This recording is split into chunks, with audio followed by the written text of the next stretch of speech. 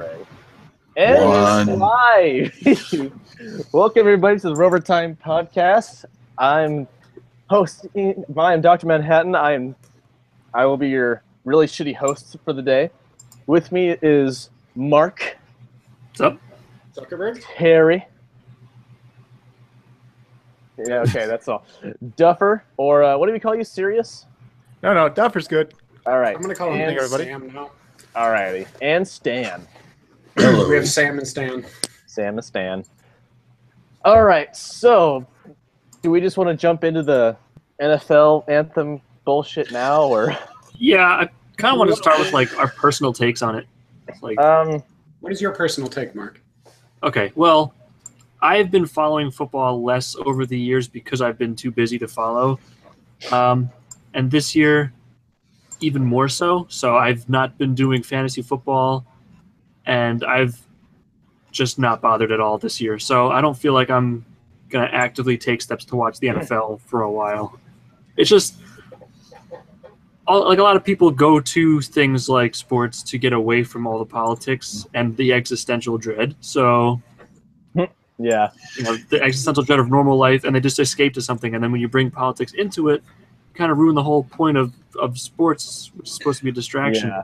You know, that's a great point, Mark. And, you know, I'm going to tell a brief story, and then which if you listen to the Wednesday call-in show with Beauty and the Beta, you've already heard the story. But last Sunday, I was at the Texas Roadhouse having dinner, sitting at the bar, and I looked over, and there were two guys, maybe in their mid-60s.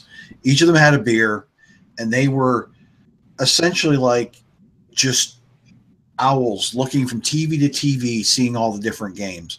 And they were just so happy and in so much, just loving football.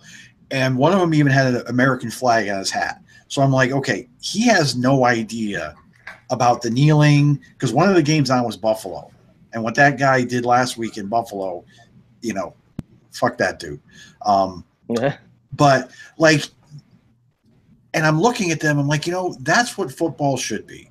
Just joy, 3 hours of putting all of this shit aside and not caring about it. I do, I watched this, and I actually kind of posted the video clip. The only ESPN show I watch is a show called Highly Questionable. It's funny. You talk about some sports stuff, but the blowhard on there, who is a very social justice warrior type person, he said people getting upset over the, this protest during the anthem is like someone on a hunger strike and people thinking that they're protesting food. And I'm like, that is the most asinine comparison I've ever heard. I'm sorry, like, you might have to repeat that last bit. No, you heard it right. I really didn't, because I think my brain just decided to shut off for I'm like, that analogy would be correct if the person doing the hunger strike was only protesting tacos, okay, or only protesting appetizers, okay? This is not, like, if the football players want to protest, they have literally, I don't know how many hours there are in a week. They have all of those except for that one. 368. 368. Give me those 3 hours. Okay, you've got the rest of these hours. You've got this 3 minutes. You are choosing this 3 minutes. So don't say that it's about the message, because no, you're doing it at this specific time. Granted, what Trump said really kind of blew it up and made them even want to do it more. Yeah, as a petulant child, you tell them, no, I can't, you can't do something, and they're going to do it. But you're absolutely right, where it's like, I haven't watched football in years, honestly. I've lost interest, but yeah. I agree. Just give us this time. You have you know what? You want to do it, if you're that dedicated to it, tell all the police that are protecting you to go home for a day in the stadium, and then see how that works out for you. Protest a game. Just sit out a game. It's. And there's a whole bunch of like layers to this to unravel, because there's the Trump thing, there's the part about the players themselves, and then there's the viewers.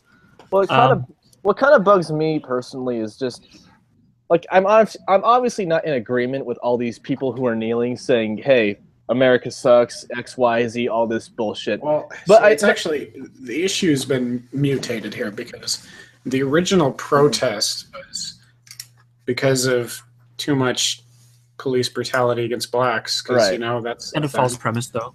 yeah. So Well, anyway, but and then it's kind of mutated into the just disrespect for the flag because reasons I don't know.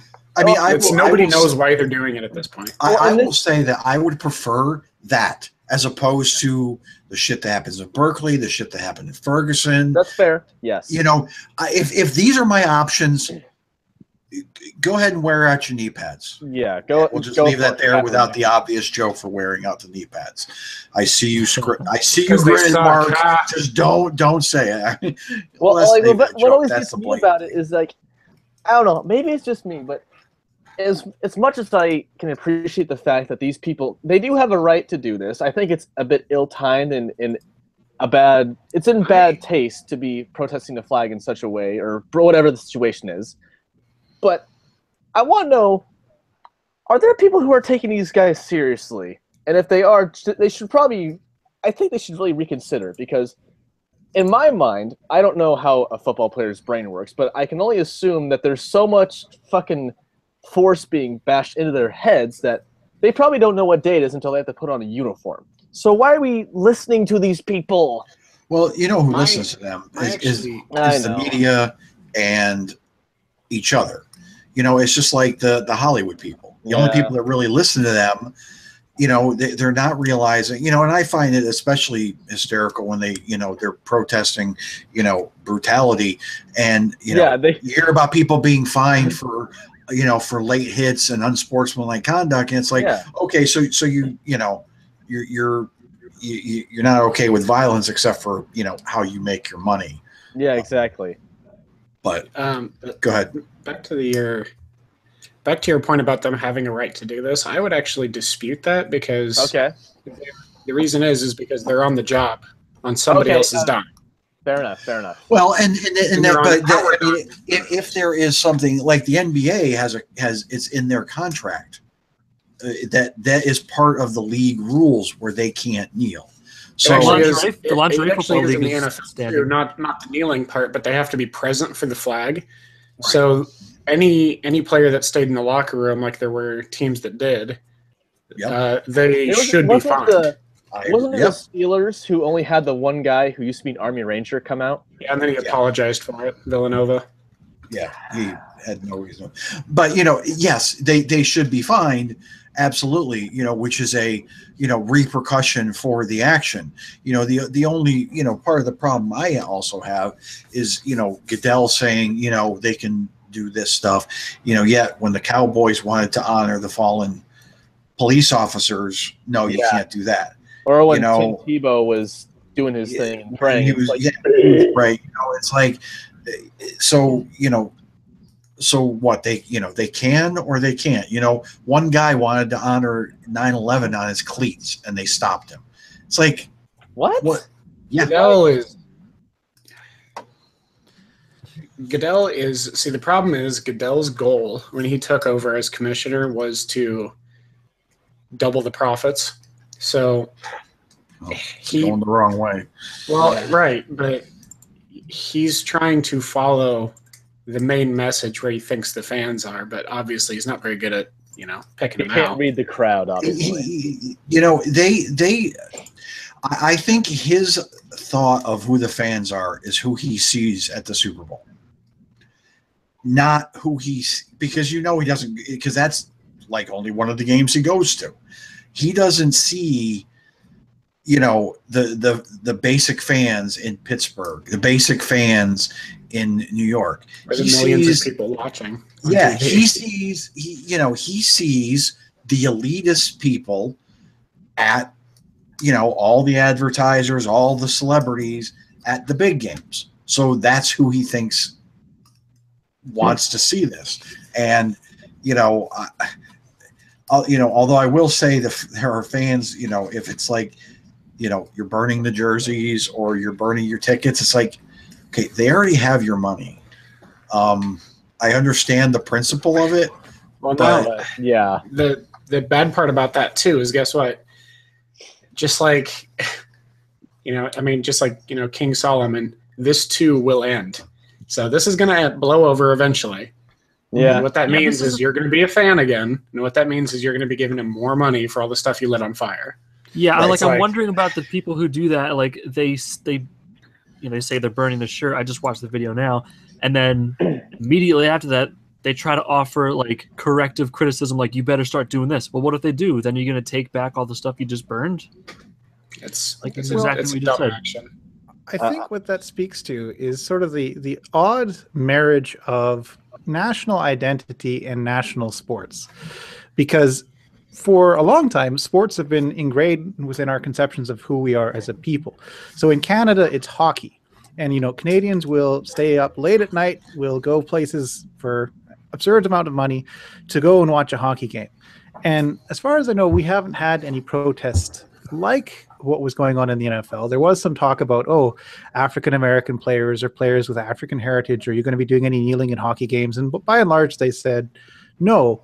But what was odd is, so Canada has its own football league, CFL, and most of our players actually come from the States. So during the singing of the Canadian national anthem, a lot of the players have been linking arms to show solidarity with what's going on in the United States. Huh. And it raises sort of an odd issue, because it's like, what exactly are they protesting or standing in solidarity with by doing that when the Canadian national anthem is being sung? And why is it that the players can't get it in their heads that if they want to make substantial change, they're celebrities already? Why not try and use their celebrity, their own brand, to try and bring awareness to this, as Or why opposed to don't- trying to seal 3 minutes in a game time? Or why don't they spend some of their millions of dollars on actually, doing something good? But like actually sacrifice something? Come on. It's, Duffer, to your point, last week when there was two teams playing a game in England, they knelt for the American anthem and stood for God Save the Queen. And it's like, okay, what? Submit to authority and never. I don't fucking know. So it's the same kind of thing. It's like, how you show solidarity against your own country, but then that was one of the ones that was kind of like, It's like you can't stand for your own country. Again, I don't mind the protest, but when it comes down where it feels like you're doing, an intentional FU, like the guy who was doing his, doing stretches during the anthem. Okay, you're not kneeling, you're not praying, you're doing, you're being a jerk. And same with the guys who kneeled for the American but stood for, God Save the Queen. Well, it seems to touch on sort of the historical tension between multiculturalism and cultural pluralism. I've been reading Neil Postman, who's a philosopher of technology. And one of the things he talks about in the 1980s, which is eerily reflective of what's going on now, is that we've lost our goals. So we don't have the overarching goal to say, in the American circumstance, we all want to work towards being Americans and sharing the American identity. And through our shared goals, we will achieve great things together. Whereas if we pursue our own goals independently of one another, we're going to have all sorts of noise and no clear direction. And it would seem that the NFL players are very much falling into that. They, the beneficiaries of all the stuff which the NFL has managed to pull out of the American government and the American people for so long. So basically an exploitative power. And now they're trying to say that they're going to use the exploitative power to protest exploitation.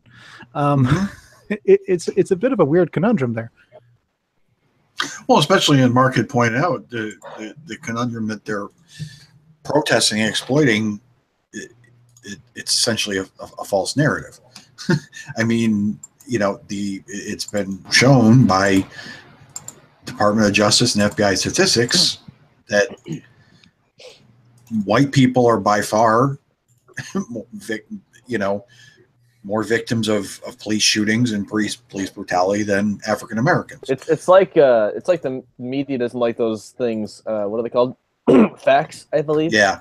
I mean, I understand it's, the numbers do become technically skewed because there are more, white people in America. So yes, you would expect there to be more, but when you look at the actual, and I'm sorry, I don't have the numbers right in front of me, but the actual percentages, it's still, it's not even close, where, it's made out to be that, so many, essentially police are out, hunting black people, which is simply not the case. Well, this is where, have any of you guys heard of Candace Owens, a YouTuber known as Red Pill Black? Oh, sure. Yeah. Black chick, right? Yeah. She's actually someone who I've been trying to follow. Her and a other YouTuber named Just Thinking Out Loud. Now, Candace Owens is interesting because she's speaking from within a certain context of the African American community, whereas Just Thinking Out Loud is speaking as a Jamaican immigrant and looking at what the African American community stereotypically is trying to sell as the narrative of what goes on in the United States. And sort of mediating between their 2 points of view, which is from Candace's perspective, I hate this victim narrative which they're trying to force down my throat, and why am I called the C word just because I'm a conservative? And whereas if you look at Just Thinking Out Loud's perspective, she's like, there's so much opportunity here in the States, yet the mindset of the people who are here really don't allow them to look at what they have. So it's like, familiarity breeds contempt and outright cynicism, and that's tragic in a lot of ways. So basically you're saying these people have never been dropped in like a war zone to see, hey, I have actually pretty good things for myself. Well, it's not the war zone thing. I think that's the mistake. Well, not like a literal make. war zone, but like you said, the familiarity. I cannot talk.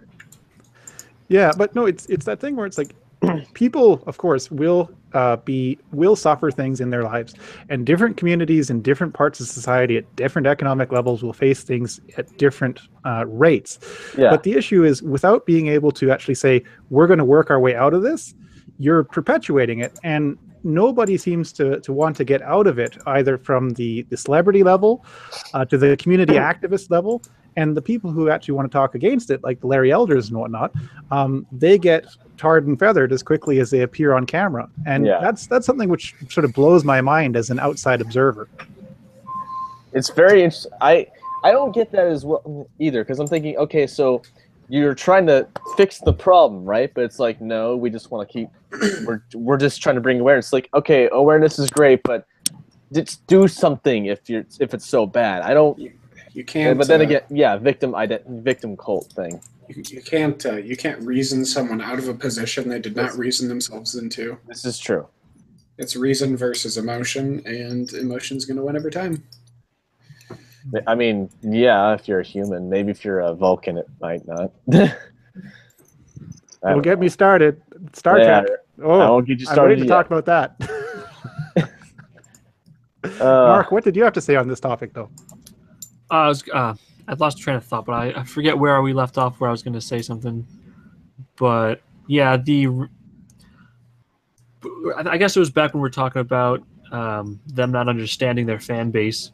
But it looks like the outrage is catching up to them because their ratings are on the decline, and it looks like they're taking steps to try to stop the kneeling, but.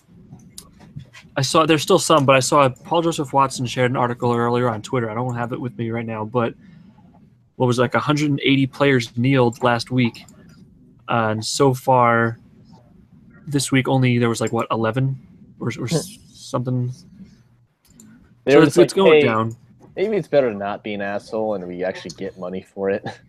Well, and to me, one of from what I've heard, one of the sad parts about all this, especially when it comes to Pittsburgh, is, the amount of Pittsburgh memorabilia went way down as far as what was sold, and the thing that sucks is there's actually, from what I understand, in Pittsburgh, there's like for lack of a better word, a little mom and pop store that specializes in Pittsburgh stuff. And because of this, they don't have they don't have a technical association with the Steelers. They just sell the stuff. But because of this, like they got, essentially their sales for a week were just trashed, just gone, for something that, they're associated with Steelers. I'm sure they don't necessarily care, but because of these actions, it had a real world effect on someone's livelihood. And I think the shame there as well is the players themselves, if they actually wanted to do outreach, there's so many really easy ways to try and communicate with people. Like imagine you have 183 NFL players all decide to have, let's say, meetup groups and super chats, and say, we're raising money for awareness of mistreatment of African-American people by the police, or just raising money for social or community issues. And we will let you take pictures with us in the live chats kind of thing. You know how many millions they could raise in probably, 6 to 12 hours? And it's like, why can't you do that, guys? It's not that hard. Come on. There's 5 of us here on Google. That would require it's because they're doing what feels good, not what does good. It's emotion again. Now, how do we get them to think about what actually does good then? Like, what is it that we should be pitching back at these NFL guys? I just don't think they care enough, to be honest. Well, why wouldn't they? They're fucking isolated from it when you get down to it. They don't have to deal with this like on the ground level, like the general population. You want to talk, let's talking about someone that did something good. Let's hear it. The Houston Texans quarterback Deshaun Watson donated his first check to stadium employees who were affected by Hurricane Harvey. Good for him. So that's something that it's like, okay, build some centers, and he's not making what a lot of these players are making, but so it's like, okay, he saw something wrong. He saw something that needed help, and he's doing something, and that just doesn't happen. They talk about it, but then, what do you hear? You hear about, what's his name there from the Seahawks, getting run down by police because, he was hiding hiding and ran away from police, and he wonders why they chased him down. Oh, this. I'm sick of seeing all these things and like blaming police for apparently ending up killing someone because of, and then they list something trivial like blinker, like didn't use blinker. Like that's not why they got killed. I'm sure that there was some kind of confrontation. They were like, no, I hate the pigs, and then they got confrontational, started a fight, and ended up they had to use force. It's not like they got killed for a blinker, and it's ridiculous and absurd and intellectually dishonest. If anybody's watching this is that easily convinced that someone could get killed over a broken tail light, you're fucking stupid. Go home and pay for a critical thinking course. I don't know. No one gets shot over that unless you're no. Nobody gets shot over that. Yeah, I think the other thing which a lot of people misunderstand, if we're jumping a little bit to the police brutality thing, which, totally does happen, sure. I don't have statistics, so I'm not going to say it happens X amount, Y amount. But just to jump in there, as far as the statistics go, police shootings of blacks have actually dropped precipitously over the last 30, 40 years. Like we're talking reduction of 70%. And in many cases, police killings of criminals are actually in many places more whites than blacks. Oh yeah. So it's ridiculously overstated. What I was going to get at is, because I would agree, is that people have this assumption that it's easy for the police to detain someone or easy for the police to arrest someone, and that the police are also precognitive. So they know what's going to happen. And so it's like, if you go into a situation and you're the only person there and something looks like it's going to go south, you're not Superman. And the idea that you do the force of escalation going from okay, try to physically restrict them, use the taser, use the gun. It's like, okay, physically restraining them didn't work. They took the gun off my belt and now I'm dead. And you go, okay, you do have to give deference to the police. They have a really shitty job when they show up and actually have to do something, because if one thing goes wrong, their career can potentially be over. And it's really terrible that on the other side, the other person's life could be over. But where's the middle ground where you can say that police officer actually did a good job and de-escalated a situation, and we don't hear about it, and that's the way it should be? Well, that's that's kind of the nature of, if people sit down, and yes, okay, anytime someone gets killed, it's horrible. All right. Think about really how many interactions police have in a confrontational way, because that's mostly what they do every day. I mean, we cannot fathom the amount of interactions police have with the public in a confrontational or not pleased to see you way. And the fact of how little or how few times it goes to these things. I mean, if it was as bad as people said, literally the streets would be running red with blood. Without question. Every traffic stop, every time they got called for a domestic disturbance, every time they got called to a bar because some drunk guy, everyone, and the thing with the police is every one of those, when they walk up to a car, they have no idea what that person is thinking or doing. So forgive me if I happen to side with them on being on edge and on guard every second, because you see so many times that's where the police get killed, is in especially in this freaking time frame where there's so much contempt for the police from people. It's like, guys, not all of them are assholes.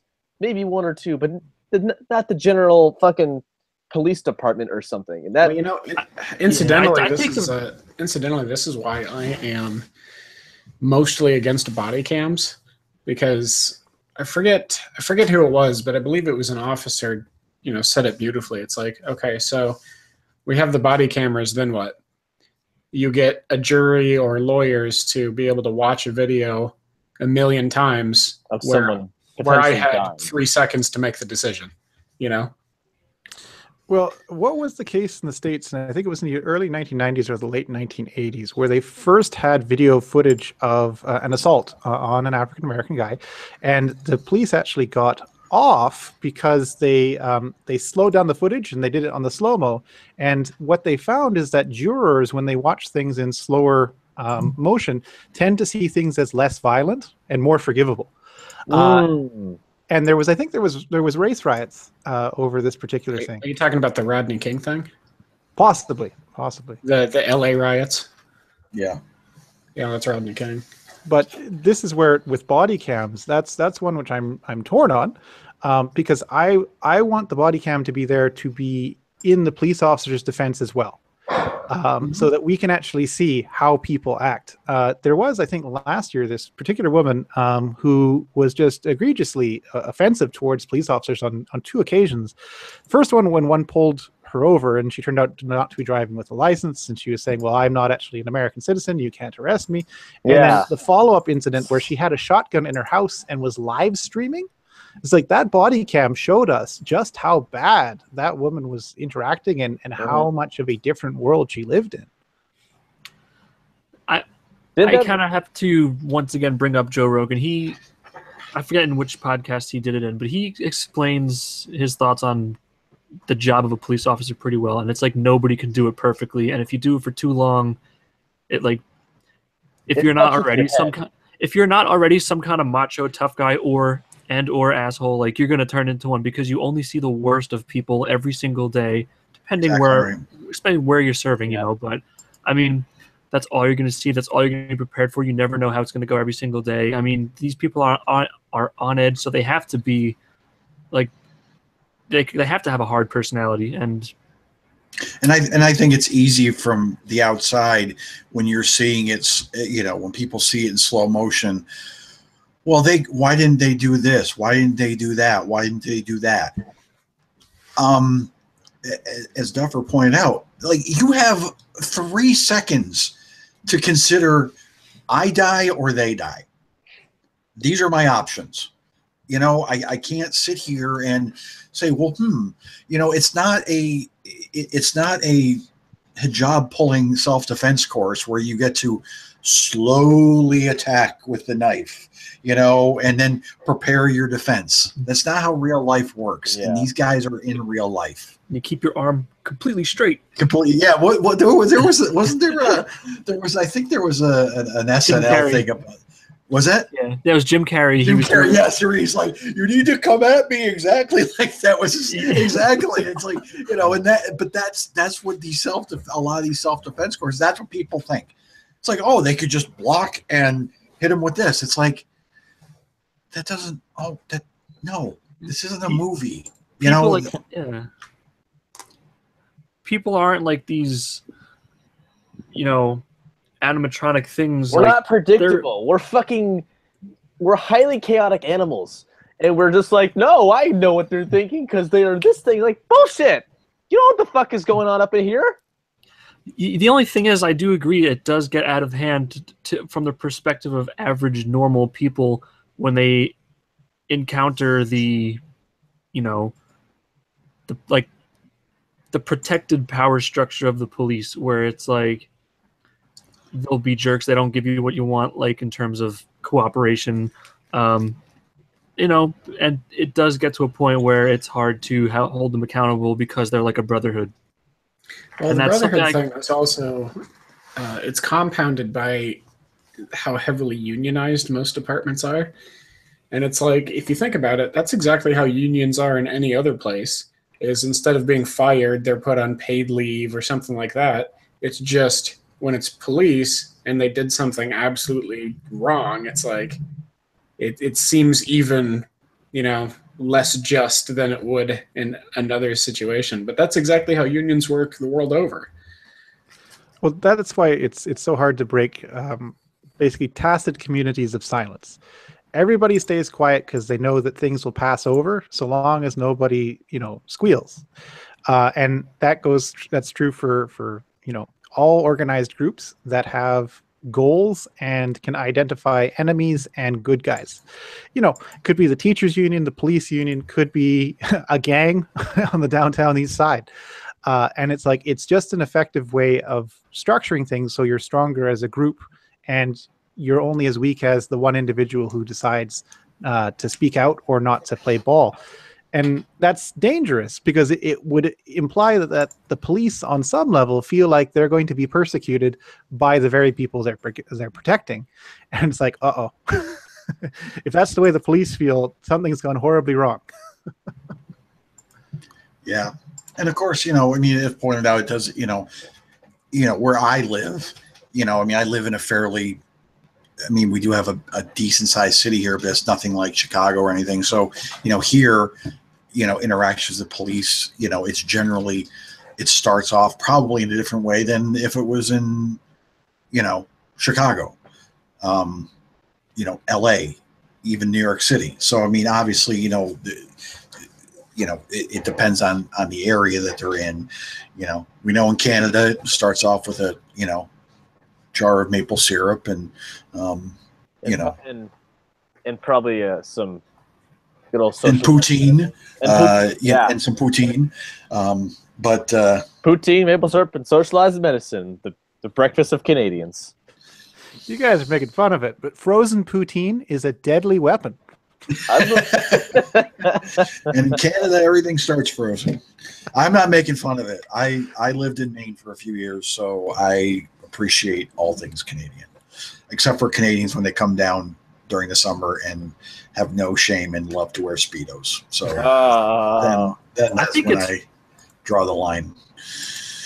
I think it's crazy just because we're talking about Canadian things. I found it astounding that if you were to make syrup, you have to boil down like between 40 and 80 gallons of sap to make the syrup, like 1 gallon of syrup. Yeah. You might laugh, but there was this guy who literally was the security guard at a maple syrup plant, and his job was partially to do sampling on the syrup for its purity, and he built into his sampling flask a secret compartment where he could take something like 1/18 of an ounce for every sample he took, which he would then store elsewhere and sell illegally. And over the course of a 15-year career, he stole something like $800,000 worth of maple syrup from the plant. So people laugh at maple syrup, but like per gallon, that stuff is worth more than oil. Oh yeah. Jeez. Oh yeah. Actually, if you think about it, a lot of cooking and food things per gallon are fairly expensive. Oil's pretty cheap. Well, comparatively, yeah. But only in Canada, a man accused of stealing $800,000 of maple syrup. And he probably rode his pet moose home or something.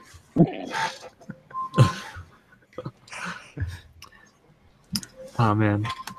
Do you have, you know what polo is, right? Do you have, a version of polo with moose and hockey sticks?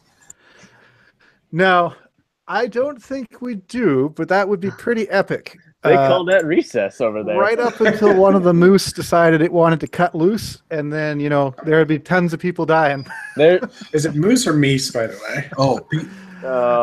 It's known plural. So moose, there's moose, and moose. Those of you in the southern, moose are not anything to joke about. Moose versus a car, your car is losing. They did it. I can imagine. On Mythbusters. Even a deer, if your car is losing. And yeah, size. Yeah, the moose, they're a lot bigger than people realize. They are huge animals. I have a fun fact about moose, and apparently they did a test on Mythbusters to see if you have a car, if you can go fast enough where you can go through the legs of a moose before its body falls on your car. Unfortunately, that's impossible, so you can't do it. So if you crash into a moose... You know what actually happened? I actually remember that episode. What's an interesting story here is there was a guy on a motorcycle that hit a deer and perfectly split it in half. So he split the deer in half and survived. Motorcycle got damaged, of course, but he just walked away, had a couple of bruises. But hit a deer at 60, 70 miles an hour on a motorcycle, walks away with a couple of bruises because he freaking cut the thing in half. Now, was it a rider seat or a sports seat? I don't know what that means. Did he have a chainsaw attached to the front? Was it a Mad Max style motorcycle? Well, no. It's just got a bunch of friggin' cleavers at the front. It was a cruiser, not a crotch rocket. Okay. Yeah. So it was a rider seat. Yeah. Sure. I am also equally dumb about motorcycles. Well, you have a cruiser, a chopper, and a crotch rocket. Those are the three. Gee, I remember watching that video, though. It's crazy. Well, did you see the one about the guy in the UK who bailed because he was going the wrong way on the road? And he came around the corner, saw a car, let go of his bike, and basically went over the side of a ridge. And because of the speed and the flatness of the ridge, he survived. Basically just careened down, couple bruises, broken leg. It's just like, whoa, physics. Yeah. Sometimes they're on your side, but usually not. Oh, sorry. Go ahead, Mark. No, I didn't say anything. It was Terry. Oh, Terry, go ahead. Oh, no, I just said sometimes physics are on your side, but usually not. Now, is there anything else we need to talk about? Because I feel like we kind of spiraled there for a while, and it was a fun spiral, but I wanted to be extra sure. Who wants to talk about the Kurds? Terry, since you brought it up, I assume you do. One more thing, though, before we do, is that just to tie the whole NFL thing back into Trump, I think I saw it on 4chan. I don't know if it was a parody or if this is true, but people suggested kneeling for Trump wherever wherever he goes, just to have that protest be there with him. But and then they're like, did he really just trick people into kneeling before him? That's extremely, well played chess right there. Trump is playing the 4D chess at all times. Oh, and I guess I can just tie this in real quick before we're talking about the police having to make quick decisions. Speaking of chess, I've been playing a lot of chess lately. I've told you guys a few times. And you get to play these 1-minute games, and you got to make really quick decisions. So I've just been trying to practice that lately. So I've I don't know what it's like to be a police officer, but I know lately what it's like trying to make quick decisions, and you don't realize, like, this looks good. Oh, I just made a mistake. Like, you don't realize you already made the move. Like, I don't know. I can kind of relate to the concept of having to make quick decisions. Right. So, yeah. All right, Terry, tell us about the Kurds. Well, it's actually an interesting parallel between both the Kurds and Catalonia this week, both holding independence referendums, or votes at least. Actually, Catalonia, part of Spain, has been having the worst of it this weekend with... So the federal Spanish government came down on them hard to the point where they're like breaking down doors into where like voting places and dragging people out so they can't vote. Shit. And this is Spain we're talking about, not like, you know, Turkey. Well, that's the misleading thing. This is a normalized European and it's up to like 500 injuries now. Just the police being incredible. Speaking of police brutality, who would have thought? Wait. Say again. Who were they taking out of these places? So Catalonia is essentially a state of Spain. Is it in the northeastern? I think so. I'm not super familiar with the geography, but I think so. They've always had a more independent flair, and recently they've decided to hold a referendum, an election, to see if they want to secede from Spain. Yeah. And Spain's just basically like, no. Well, yeah. So it's completely against Spanish law for obvious reasons, you know, seceding from the country, but they've decided to respond with great force by sending thousands of police officers to all the known voting places and literally physically dragging people out and beating them down and stuff. And it's like, yeah, because that's a great way to stop people from seceding from your country. Well, everybody, or just people who look like they're going to vote secede? It's anybody, as far as I'm aware, it's anybody who's made their intentions known to vote. Couple things with that there, guys. So how much do you know about recent Spanish history, as in the last 50 years? Well, I know 1978 is when they implemented their current constitution, but that's about the extent of it. Yeah. What's interesting about Spain is it's the longest lasting derivative nation that can actually be seen as being tied to a dictatorial leader. So Franco, when he had his revolution, which predated World War II, he made himself the dictator of Spain. And what that actually left a history of is in the Spanish Constitution, they have a lot of executive powers, which we would see as undemocratic. And so Spain has been trying to keep itself together and been doing fairly well because Spain has been, its economy has done really well under the EU. Prior to it joining the EU, the Basque region and Catalonia both were expressing interest in leaving. And since the EU has taken a downward spin and Spain is racking up debt very quickly, these concerns are happening again. And the weird bit is when we think of Spain, we're like, oh, yeah, they all speak Spanish. It's like, well, actually, no, they're autonomous regions with their own language groups. So the fact that Spain, as it is now, considers itself one country is more of a clever sales pitch on the Spanish's behalf because of economic high times than it is a reality in the country. So that makes that's a lot of important context right there. So that makes a lot more sense why they'd be trying to split off. But yeah, so the situation there is rough right now.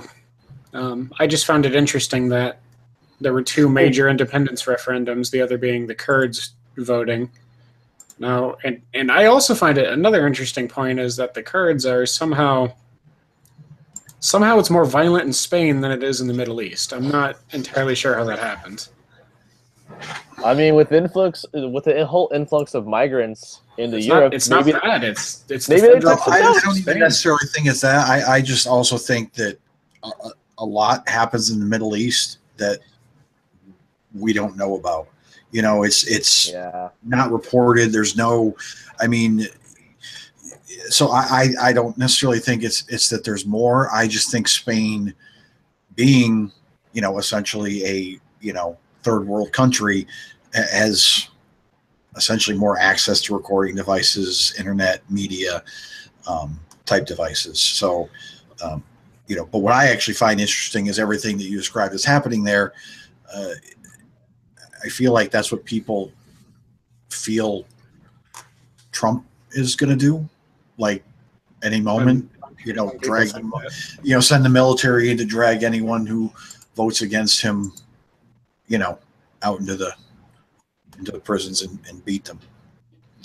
And Mark, why do you have a shit-eating grin on your face? I'm just checking the comments. We have imaginary super chats. Excellent.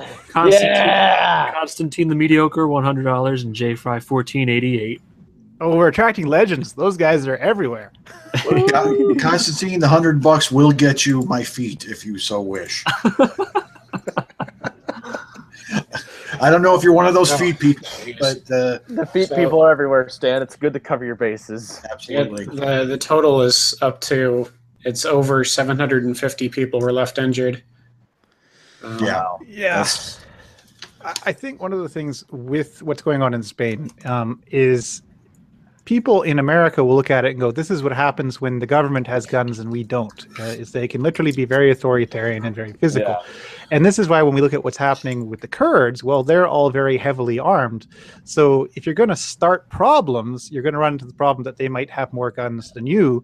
And the eyes of the world and the United States are currently on the Kurds. Now, which region is this in there, Phil? I didn't actually know they were having a referendum. It's Catalonia. No, the Kurdish group. Oh, Kurdistan is they're a landlocked kind of area in Iraq, bordering both Iran and Turkey.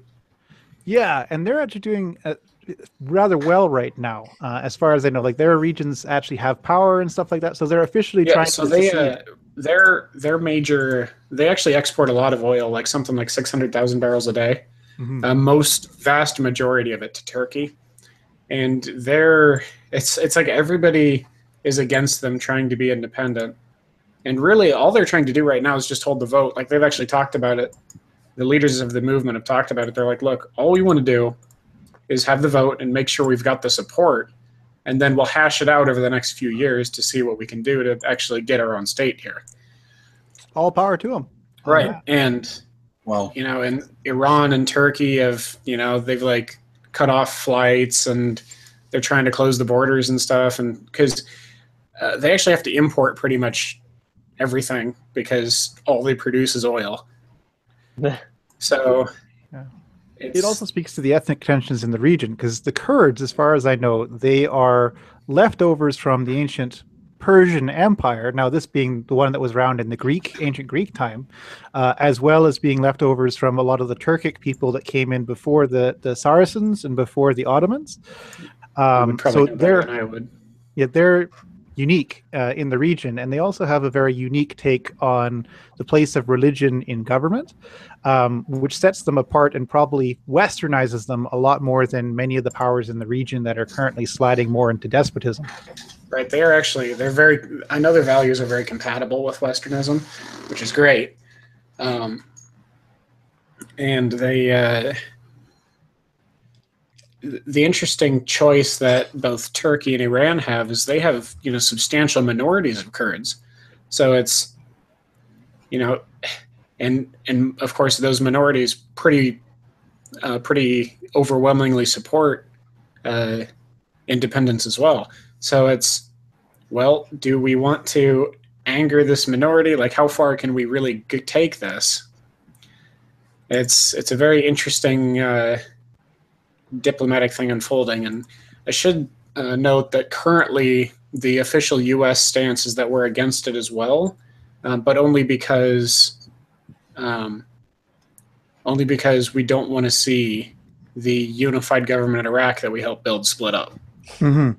So I imagine that if it were actually to continue further, that they would reevaluate that and probably support the Kurds, just because they've been pretty steadfast allies of us in the region. So my personal take is that it would probably be very advantageous for us to have another ally in the region other than just Israel.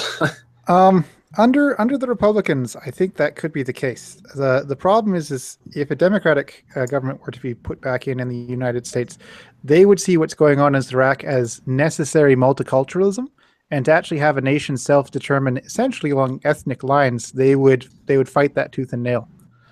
Even though in that region, minority ethnic groups tend to get ethnically cleansed quite regularly.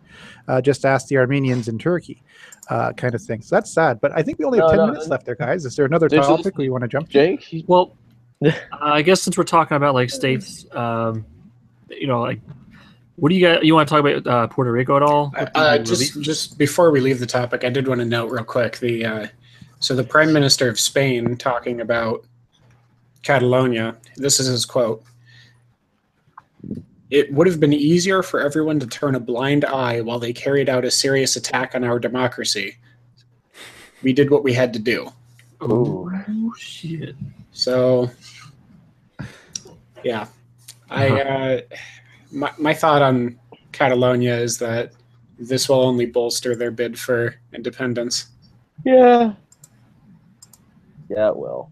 And I don't think the EU is going to stop them because they're not going to freaking go to war over it. It's the EU. Yeah. I guess the last thing I guess we could talk about if we want to is Puerto Rico and the relief efforts and how people are trying to say that Trump isn't doing enough. Meanwhile, the governor of Puerto Rico is saying like that he's been great help and he's been in contact with him on the phone every day. Yeah. And then he suspended some like law that makes it easier to transport stuff to Puerto Rico. That's called I can expound on that. It's called the Jones Act, and it's from the 1920s, I think, where it requires all maritime shipments coming from the U.S. to Puerto Rico to be owned, operated, and crewed by Americans, like 90%, I think. So it basically doubles shipping costs for anything coming from America to Puerto Rico. It's a stupid, stupid law. And forgive me if I'm wrong, but wasn't the problem not that we didn't send relief, but literally that they had no way to distribute the relief? I don't think they were particularly coherent on why Trump was doing a bad job. Yeah, I mean, from what I understood, like they literally did not have enough truck drivers to get the relief out, but again, when it comes to Trump, the facts become very, when they're rushing to say he's not doing this, he's not doing that. It's like, okay, I honestly think he's kind of done a pretty damn good job with the disasters, but the one minor criticism is actually I would have is actually about this Jones Act here, because he suspended it for the other hurricanes, and it's been suspended basically every time there's been a natural disaster, every presidency since the act was made. So it's like, why is it for this particular one with Puerto Rico did he take the extra few days to do it? It just seems weird. It's just kind of it's a criticism, but he ultimately did the right thing. I just don't know why he didn't do it sooner. It's just kind of, he was probably too busy playing that 40 chess to really see anything going down. My question is, and it's I guess kind of irrelevant, but how do the hurricane disasters affect Puerto Rico's potential bid for statehood, or how would that affect our end of the deal? Would we not accept them if they're going to be now in debt to people who are giving them relief? Well, so they're already bankrupt, and they've got a federal board overseeing their bankruptcy proceedings. So, I think that's all got to be resolved way before we look at accepting them as a state first. Once that's resolved, I think it would be great to have them as a state, because there's so much that we give them they don't really give us, and plus it's like, I think they should have the right to, vote on things in Congress too, because as a territory, they've got non-voting representatives, and it's like, that's kind of sucky. Well, again, I would like to see the state of Jefferson and Puerto Rico join at the same time. Please, Jefferson. That plus, there's we could make some of the other territory states too. American Virgin Islands, Guam. We could. How about we take all of them and we kick out California? We could. Hey, as long as Jefferson becomes a state, I'm fine. Obviously, this is much different, but we could assassinate Castro and take over Cuba. I mean, why not? We'll also kick out New York City. Ouch. Canada was intending on taking them by helping them with kindness. Did you see? I'm interested, Duffer. Do you follow Lauren Southern? I do, from time to time. She actually used to live in the same province as me. Huh. So, did you follow her videos about immigration in Canada there? Yeah, where she was driving along the border where people were merrily skipping across. Yeah. Exactly. And so what do you make of Trudeau's latest warning that he just issued like a day or two ago? Now, was this the issue where Canada is actually going to try and enforce its borders, or which one was this? Because he waffled on it. It's what I read. It was that he was warning anybody that might get kicked out of America that they won't necessarily be welcome in Canada automatically. Yeah, so that's a whole thing. I'll try and spin it together quick. So the problem is Trudeau is a populist like Trump, but he's a populist on the progressive end of the spectrum. And so he's been making promises to bring in immigrants from around the world, refugees, without realizing that Canada has a demographic problem to begin with. There's not enough of us, and we have a huge country with lots of open spaces that just so happen to be open because they're unlivable. So when we're trying to bring in new people, it's like, okay, we're going to bring you in, it's great, and oh wait, where are we going to put you? Because when Canada had its first big immigration boom, we opened up Saskatchewan, the interior of the country. We were literally giving land away for free and saying, if you guys can take care of it and pay taxes, it's yours. And we don't really have that luxury anymore. And we keep on forgetting that demographically, when we look at the U.S., the amount of illegal immigrants in the U.S. could, in fact, be over half of Canada's population. There are over 15 million illegal immigrants in the States in one way, shape, or form. And the ones who are going to flee, of course, aren't going to be of the highest quality. They're the people who probably have the criminal record back home, as opposed to fleeing for economic reasons. And Canada has no way of actually policing its border. It's way too big. So we're going to be creating literally lawless states where people will be coming across and potentially, attacking farmers, doing stuff like that, or doing none of the above. We're just not built to deal with it, and there's no way we could be given our size. And Trudeau's kind of woken up to that a little bit too late. I know how much of Canada's land is livable. It's essentially the width of Chile. Just across the southern border. It's a huge country, but only like the first 5 miles of the southern border are livable. The rest is a frozen wasteland. For some reason, yes, Canada makes me think of Russia, except more polite. Because it's kind of like the land beyond the wall in Game of Thrones. Yeah. That's you're telling literally me that's what you get. What is it called? What Wildlings. The wild folk. I was thinking of the ice people. The White Walkers. Thank you. Walkers. You guys interrupted my Gavin McInnes reference. But yeah, he says that land is how much that land is livable and none of it. That's why they call it none of it. Like there's a province called like none of it. Yeah. I'm stealing dad jokes from Gavin McInnes. I love Gavin. I'm so happy I just found out that CRTV took him in. Did they really? Yeah, buy it. Yeah, he has a show called Get Off My Lawn. Sounds like my kind of show. Oh, hey, by the way, Dr. Manhattan, Terry, Mark, and I met roaming in person last week. I know. Just I know you knew, but I just wanted to remind you. Terry is taller than you think. Yes, he is. Like, how much taller? 6'2". Are you really? 6'2", 6'2.5", yeah. Oh, cool. All right. And Terry, I apologize again for thinking your grandfather was just some random guy wandering around and didn't know who he was and where he was going.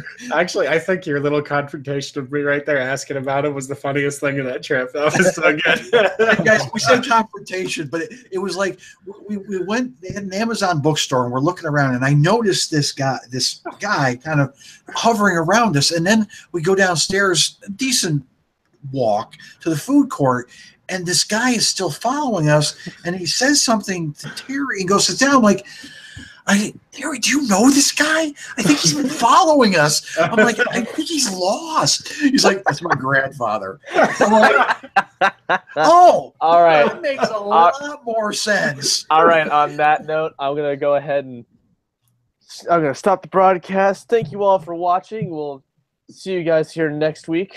Everybody want to? All right. See ya. Later, all.